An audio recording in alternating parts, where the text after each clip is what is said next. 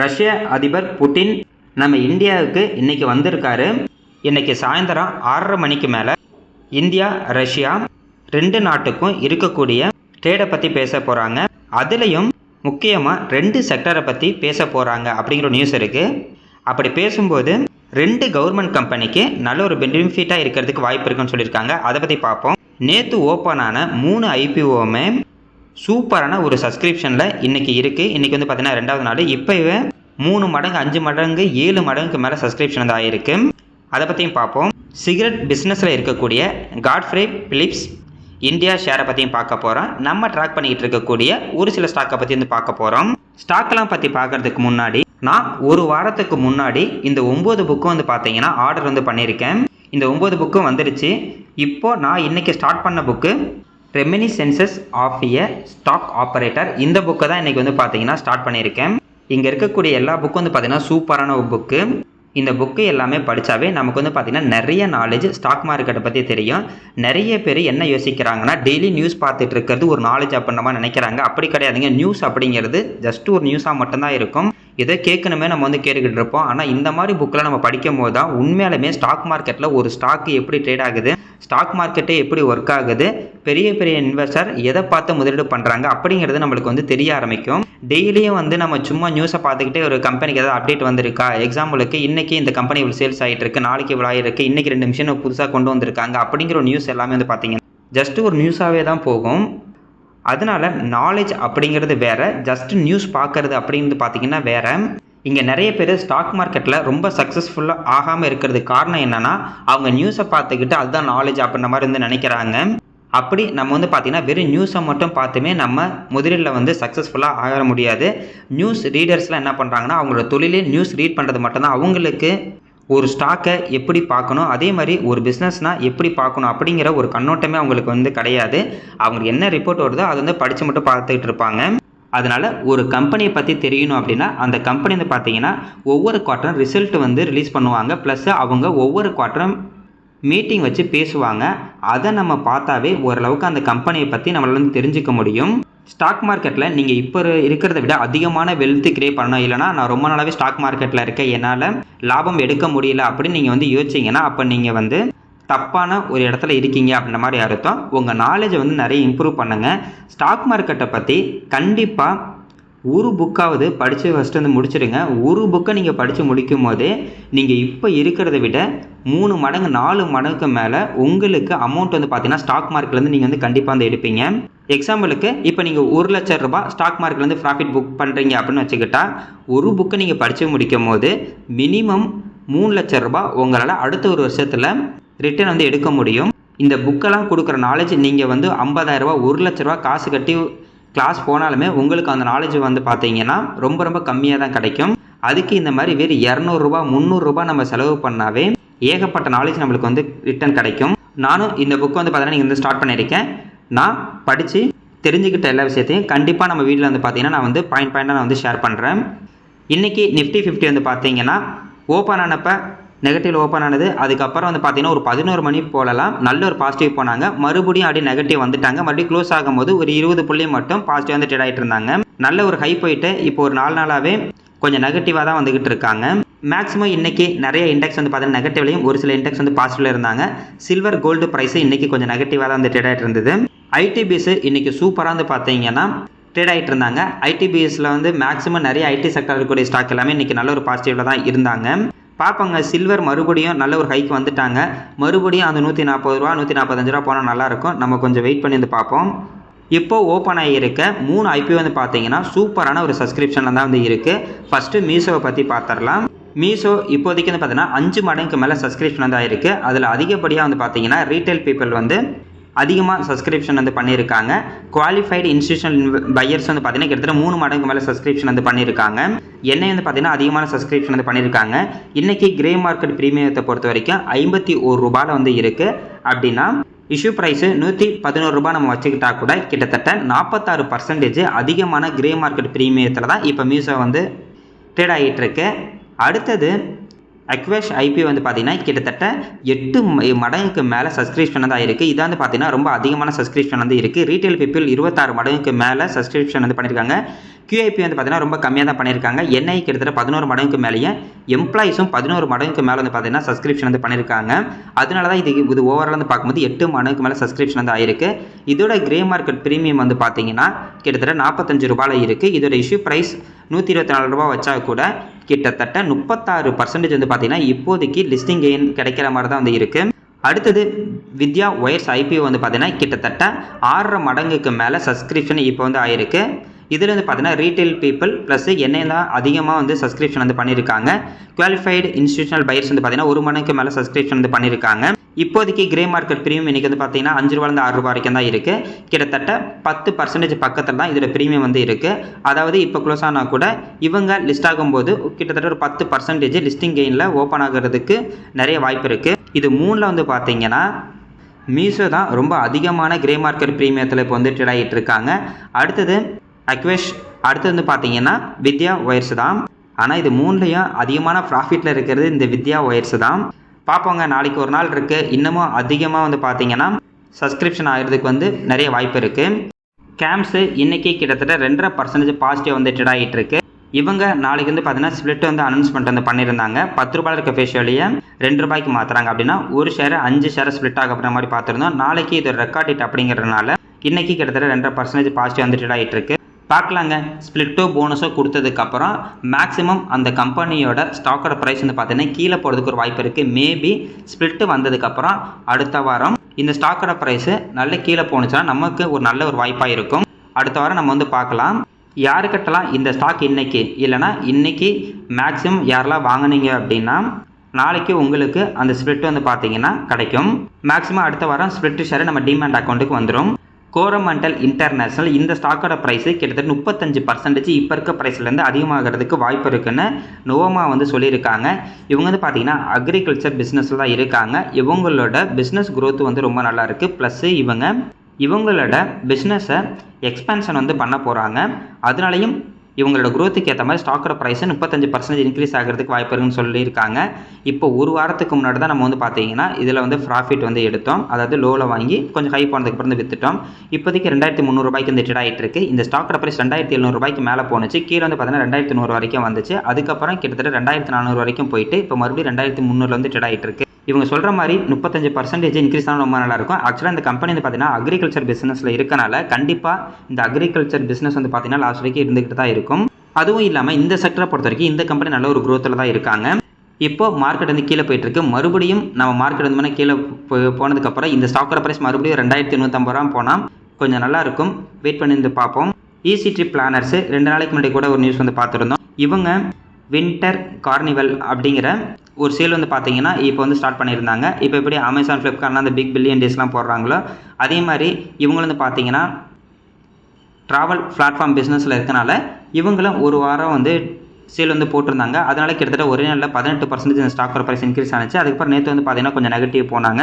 இன்றைக்கும் ஒரு 4% நம்ம காலையில் வந்து பார்த்தீங்கன்னா நெகட்டிவ் தான் இருந்தாங்க. ஆனால் இப்போ மதியம் வந்து பார்க்கும்போது 2% வந்து பாசிட்டிவ் வந்துட்டாங்க. பார்க்கலாங்க, போன குவார்ட்டரில் நெகட்டிவ் ரிட்டர்ன் கொடுத்துருந்தாங்க. மேபி இந்த குவார்ட்டரில் கொஞ்சம் பாசிட்டிவ் ரிட்டர்ன் கொடுத்தாங்கன்னா இந்த ஸ்டாக்கோட ப்ரைஸ் இன்க்ரீஸ் ஆகிறது வாய்ப்பு இருக்கும். ஆனால் வந்ததில் இருந்து அதை லிஸ்ட் ஆனதுலேருந்து இப்போ வரைக்கும் நெகட்டிவ் ரிட்டர்னில் தான் இவங்க வந்து இருக்காங்க. பர்டிகுலராக இந்த ஸ்டாக்கை பற்றி இப்போ நம்ம ஏன் பேசுகிறோன்னா, இப்போ 2 நாளைக்கு முன்னாடி இந்த நியூஸ் வந்த உடனே 18% வந்து இன்க்ரீஸ் ஆனனால ஓகே இது கீழே இருக்குது, இப்போ வர நியூஸ் வந்திருக்கு, ஏற்கனவே 18% இன்க்ரீஸ் ஆயிடுச்சு, நம்ம போய் வாங்கலாம் அப்படின்ற மாதிரி ஒரு சில பேர் வந்து வாங்கியிருப்பாங்க. அப்போல்லாம் நம்ம வந்து வாங்கக்கூடாது. ஏன்னா 18% இன்க்ரீஸ் ஆகிருச்சு. ஒன்று அதுக்கு முன்னாடி வாங்கியிருந்தா கூட அந்த 18% அப்படின்னு நம்மளுக்கு வந்து லாபம் கிடச்சிருக்கும். ஆனால் ஓரளவுக்கு இன்க்ரீஸ் ஆனதுக்கப்புறம் மறுபடியும் நம்ம பொறுமையாக இருக்கிறது தான் நல்லது. பார்ப்போங்க, இந்த தடவை இவங்க நல்ல ரிசல்ட் கொடுத்தாங்கன்னா ரொம்ப நல்லாவே இருக்கும். ரஷ்ய அதிபர் நம்ம இந்தியாவுக்கு இன்றைக்கி வந்து பார்த்தீங்கன்னா வந்திருக்காரு. இன்றைக்கி சாயந்தரம் ஒரு 6-6:30 போல் பேச்சுவார்த்தை பார்த்தீங்கன்னா நடக்க போகுது. அதில் முக்கியமாக வந்து பார்த்தீங்கன்னா ஆயில் பற்றி பேசுவாங்கன்னு எல்லோரும் வந்து சொல்லிக்கிட்டு இருக்காங்க. ஏன்னா ரஷ்யாவிலேருந்து நம்ம ஆயில் தான் வந்து அதிகமாக வந்து இம்போர்ட் வந்து பண்ணிக்கிட்டு இருக்கோம். அதனால் டிஃபென்ஸு, ஏரோஸ்பேஸு, ஆயிலு, அதுக்கப்புறம் எனர்ஜி முக்கியமாக இதை பற்றி தான் பேச போகிறாங்க அப்படிங்கிற நியூஸ் இருக்குது. நிறைய பேர் என்ன சொல்லியிருக்காங்கன்னா ஃபுட் ஃபார் ஆயில் அப்படிங்கிறது வந்து சொல்லியிருக்காங்க. அதாவது நம்மக்கிட்ட இருந்து அவங்க ஃபுட்டு வந்து வாங்கிக்குவாங்க, நம்ம அவங்ககிட்ட இருந்து பார்த்தீங்கன்னா ஆயில் வந்து வாங்கிக்குவோம். இப்போதைக்கு வந்து பார்த்திங்கன்னா இந்த US டாலரை வச்சு தான் நம்ம எப்போயுமே ஒரு கண்ட்ரிலேருந்து வேற ஒரு கண்ட்ரிக்கு வந்து பார்த்திங்கன்னா டிரான்சாக்ஷன் வந்து நடந்துக்கிட்டு இருக்குது. அதுக்கு பதிலாக நம்ம வந்து ஃபுட்டு கொடுத்துட்டு நம்ம வந்து ஆயிலாக வாங்கிக்கலாம் அப்படின்ற மாதிரி ஒரு நியூஸ் போயிட்டுருக்கு. அதுவும் இல்லாமல் இப்போ வந்து பார்த்திங்கன்னா $6 பில்லியன் தான் ட்ரேட் நடந்துக்கிட்டு இருக்குது. இது வந்து பார்த்திங்கன்னா $60 பில்லியன் மேலே போகிறதுக்கு ஒரு வாய்ப்பு இருக்குது அப்படின்ற மாதிரி சொல்லியிருக்காங்க. இந்த மாதிரி ட்ரேடு டெபிசிட் வந்து பார்த்திங்கன்னா கிட்டத்தட்ட $60 பில்லியன் மேலே போணுச்சுன்னா ரொம்ப நல்லாயிருக்கும். அடுத்தது டிஃபென்ஸ் டெக்னாலஜியை பொறுத்த வரைக்கும் ரஷ்யா கிட்ட இருந்து நியூ டெக்னாலஜிஸ் நம்ம இந்தியாவுக்கு வரதுக்கு ஒரு வாய்ப்பு இருக்குன்னு சொல்லியிருக்காங்க.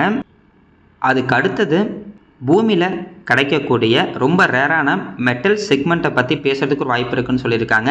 மேபி இந்த ரெண்டை பற்றியும் பேசுனாங்கன்னா கவர்மெண்ட் செக்டாரில் இருக்கக்கூடிய ஹிந்துஸ்தான் ஏரோநாட்டிக்ஸ் லிமிடெட், இது வந்து பார்த்திங்கன்னா டிஃபென்ஸில் இருக்குது. இந்த கம்பெனிக்கும் குஜராத் மினரல் டெவலப்மெண்ட் கார்பரேஷன், அதாவது GMDC, இந்த 2 கம்பெனிக்கும் பாசிட்டிவாக இருக்கிறதுக்கு நிறைய வாய்ப்பு இருக்குன்னு வந்து சொல்லியிருக்காங்க. பார்ப்போங்க, இன்றைக்கி பேச்சுவார்த்தை முடிஞ்சால் தான் நமக்கு வந்து தெரியும். வெயிட் பண்ணி பார்ப்போம். அடுத்தது இன்றைக்கி ஐடி செக்டார் இருக்கக்கூடிய நிறைய ஸ்டாக்கோட ப்ரைஸு, அதுவும் லார்ஜ் கேப்பில் இருக்கக்கூடிய ஸ்டாக்கோட ப்ரைஸ் நல்ல ஒரு பாசிட்டிவ் வந்து இருந்தாங்க.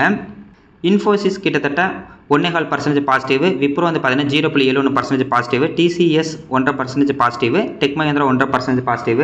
என்னதான் US டேரிஃப் இஷ்யூ அப்படின்னு வந்தாலுமே ரொம்ப கீழே போயிட்டு இருந்தாங்க. இப்போ வந்து பார்த்தீங்கன்னா அப்படியே கொஞ்சமாக ரிவர்ஸ் ஆகி இன்க்ரீஸ் ஆகிக்கிட்டே இருக்காங்க. எப்போயுமே இந்த கம்பெனி வந்து பார்த்தீங்கன்னா இருந்துகிட்டு தான் இருக்கும். இப்போ நம்ம இண்டிவிஜுவல் கம்பெனியில் இன்வெஸ்ட்மெண்ட் பண்ணுறதை விட ITBs இருக்குது. கரண்ட் ப்ரைஸ் வந்து பார்த்தீங்கன்னா ₹42 ட்ரேட் ஆகிட்டு இருக்கு. இப்போ ஒரு மாதத்துக்கு முன்னாடி நம்ம பார்க்கும்போது கூட வந்து பார்த்தீங்கன்னா இவர் ₹36 வந்து ட்ரேட் ஆகிட்டு இருந்துச்சு. லாஸ்ட்டு ஒரு மாதத்தில் இந்த பீஸ் மட்டும் கிட்டத்தட்ட 8% வந்து இன்க்ரீஸ் ஆகிருக்கு. இந்த பீஸில் கிட்டத்தட்ட 10 கம்பெனி இருக்குது. Infosys, TCS, HCL Technologies, Tech Mahindra, Wipro, Persistent Systems, Coforge, L&T Mindtree, Mphasis, OFSS இருக்காங்க. இந்த 10 கம்பெனியில் நம்ம முதலீடு பண்ணதாக அர்த்தம். கிட்டத்தட்ட 49 வரைக்கும் இந்த பீஸ் வந்து பார்த்தீங்கன்னா போணுச்சு. அதுக்கப்புறம் டேரிஃப் இஷ்யூ அப்படிலாம் வந்தனால ₹36 வரைக்கும் கீழே போனாங்க. அப்படியே ரிவர்ஸ் ஆகி இப்போ ₹42 வந்துட்டாங்க. நிறைய பேர் என்ன கேட்பாங்கன்னா ₹100 இல்லைனா ₹50 கம்மியாக இருக்க பென்னி ஸ்டாக் வந்து பார்க்கலாம் அப்படின்னு யோசிச்சிருப்பாங்க. பென்னி ஸ்டாக்கில் நம்ம போய் இன்வெஸ்ட்மெண்ட் பண்ணுறது ரொம்ப ரிஸ்க் இருக்கிறத விட இந்த மாதிரி ETF வந்து பார்த்தீங்கன்னா சூப்பரான ஒரு ஆப்ஷனாக வந்து இருக்கும். ஏன்னா இந்த ETF வந்து பார்த்தீங்கன்னா கடைசி வரைக்கும் இருந்துட்டு தான் இருக்க போகுது. அது ஒரு லாங் டர்ம், ஒரு 5 வருஷம், ஒரு 6 வருஷம்லாம் வந்து பார்க்கும்போது மேக்ஸிமம் ப்ராஃபிட் தான் வந்து அதிகமாக கொடுத்துருக்கும். அடுத்தது மசகான் டெக் ஷிப்பில்லர்ஸ், இந்த ஸ்டாக்கை பற்றி இப்போ தொடர்ந்து பார்த்துக்கிட்டு தான் இருக்கும். இந்த ஸ்டாக் வந்து பார்த்தீங்கன்னா அதோட ஹையிலேருந்து இப்போ லோ ப்ரைஸில் வந்து ட்ரேட் ஆகிட்டு இருக்குது. கிட்டத்தட்ட ₹3800 வரைக்கும் அதோட ஹை போணுச்சு. லோ ப்ரைஸ் வந்து பார்த்தீங்கன்னா ₹2600 இருக்குது. இதுக்கு முன்னாடி இருந்த லோ அப்படிங்கிறது அந்த ₹2600 தான். இன்றைக்கி அந்த ₹2600 கட் பண்ணி கீழே போனாங்க. ஆனால் இப்போ மார்க்கெட் க்ளோஸ் ஆகிறப்ப பாசிட்டிவ் வந்துட்டாங்க. பார்க்கலாங்க. இதுக்கு முன்னாடி இருந்த லோ அப்படிங்கிறது 2600 தான் இருக்குது. மார்க்கெட்டு இது வரைக்கும் பாசிட்டிவ் ஆகுது அப்படின்னா இந்த ஸ்டாக்கோட ப்ரைஸ் பாசிட்டிவ் ஆனிச்சுன்னா ரொம்ப நல்லாயிருக்கும். இருந்தாலும் இப்போ வந்து பார்த்தீங்கன்னா டெக்னிக்கல் வைஸ் இதெல்லாம் வந்து செக் பண்ணி பார்ப்பாங்க. இதுக்கு முன்னாடி இருந்த லோவில் தான் இருக்குது. நல்ல கம்பெனி தான்.